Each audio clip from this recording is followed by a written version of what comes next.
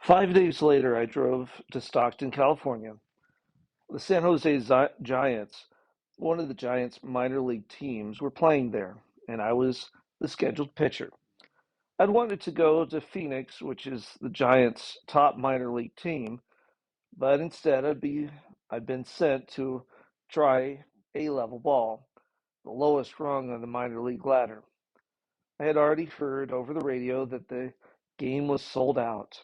Some of the San Francisco radio stations had announced that I'd be pitching. Still, I wasn't prepared for what I'd found at the stadium. Fans were lining up 2 hours before the game. The place buzzed with excitement.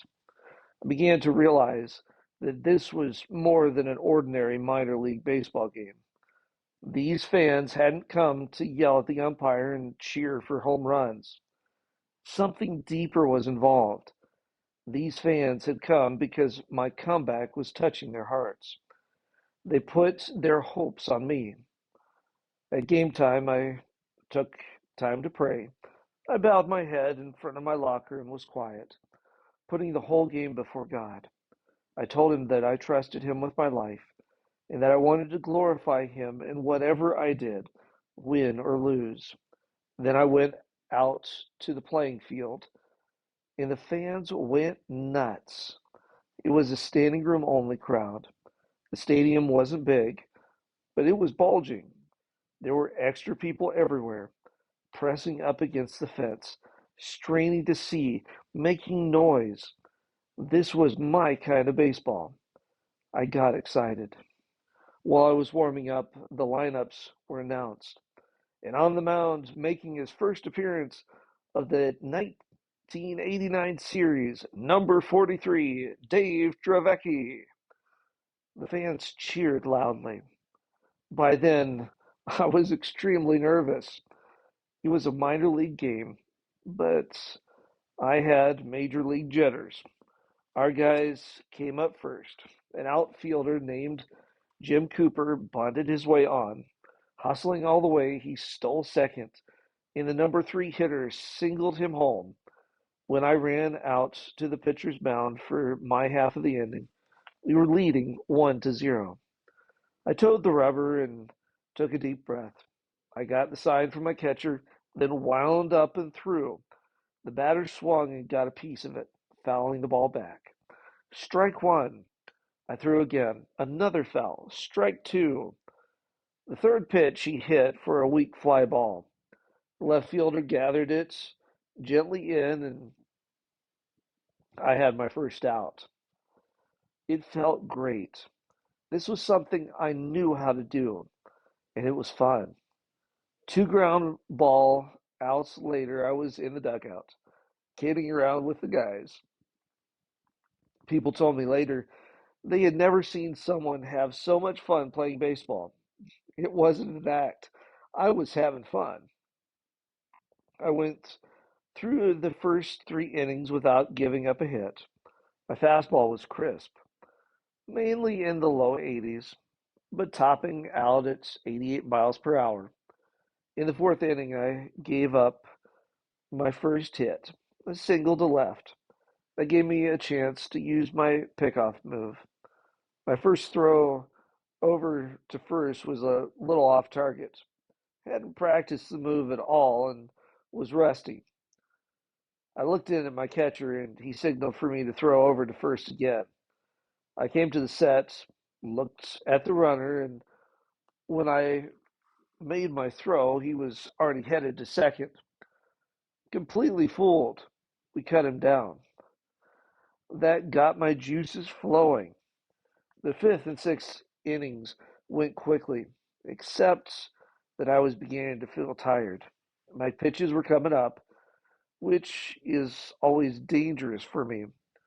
I escaped any problems until the seventh, the final inning. Because we were playing the first part of a doubleheader, the game was shorter than usual. The first batter I faced in the seventh smoked a double. I got the next man on a little fly ball, but by then my arm was weary and my control going fast. I walked the next hitter, putting the tying run on the base. a terrible thing to do. The sun was almost down. Deep green and golden colors painted the field. I took a deep breath and delivered to the batter. He was bunting on the first pitch, trying to move the runners into scoring position. He squared and made a good bunt down the third baseline. Good in placement, but he had popped the ball into the air. My instincts kicked in. I took two quick steps, lunging steps, and made an all out headlong dive for it, extending my mitt. I thought I could catch the ball before it hit the ground and double off one of the runners. I got the ball and watched it pop loose out of my glove. Getting to my knees, I grabbed the ball and pumped towards second.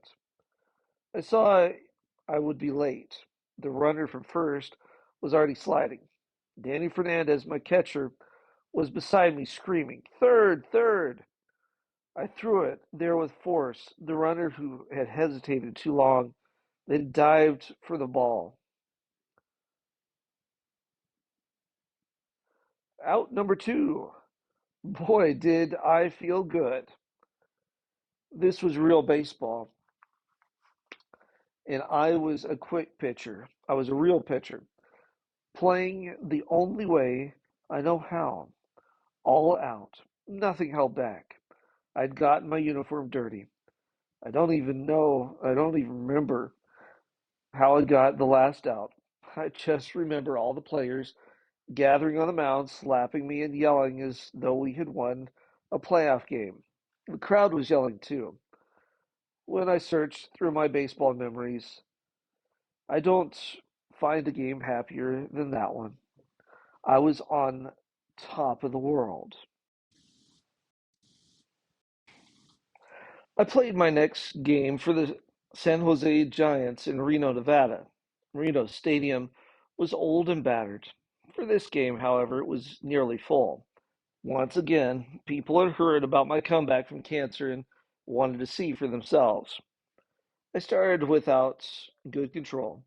Immediately, I gave up some shots, and then a 3-run home run. Some of the Reno players had been in Double A baseball and knew how to hit.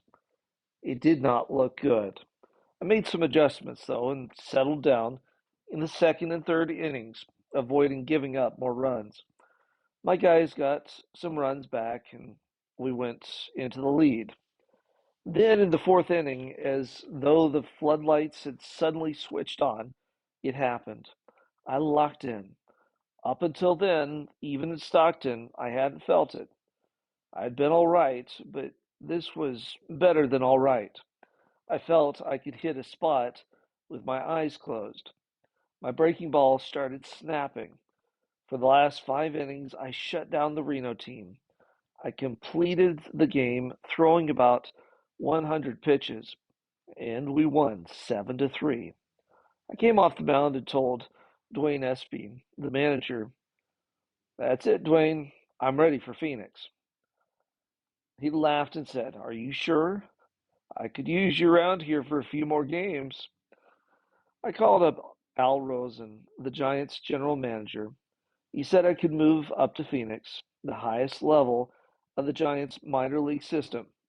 If I did well there, the next step would be the major leagues. Now that the end of my struggle was in sight, it was tempting to forget about living one day at a time. I wanted to get to the big leagues badly. I could see it. I could taste it. That is why before the Friday game, I took time to pray. I didn't ask God for success. I asked that He either swing the door to the major leagues wide open or slam it shut. I didn't want anything left unclear. My desire to succeed was so strong, I thought I might push myself into a situation I wasn't really ready for, either physically or spiritually. The way the game went, there was no doubt about which way the door was swinging. The pitching was the best yet. I didn't give up a run until the eighth inning. I didn't walk a soul. I got Major Leaguer Kevin Bass out. He was in the minor leagues like me, recuperating from an injury, and I was locked in with the old familiar feeling. In the eighth inning, I got rocketed a bit, giving up 2 runs. In the dugout, the manager asked me whether I wanted to stay in the game. We were clinging to a 1 run lead. I hesitated. This baby's mine, I told him. I'm closing. That's all there is to it, bud. I'm going to win or lose this game. I went out and shut them out, shut them down. We won the game 3-2. I had given up 7 hits, struck out 3, and walked none. After the game, I made a beeline into the clubhouse. I was looking for Bob Kennedy. He had come down from San Francisco just to see me pitch. Mr. Kennedy, did you talk to Al Rosen?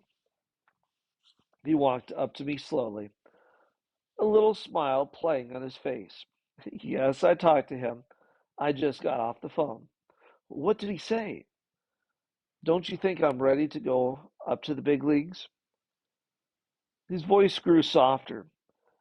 Well, Dave, we think you probably had better stick around at this level for a little longer. If you can get a little more work, maybe a few more games. I dropped to my knees. I knew he was messing with me. Please, Mr. Kennedy, I'm ready. I want to go. Please send me to San Francisco. He looked down at me with a little smile. Pack your bags, he said. Get out of here. Get your flight to San Francisco first thing tomorrow. You're going to the big leagues.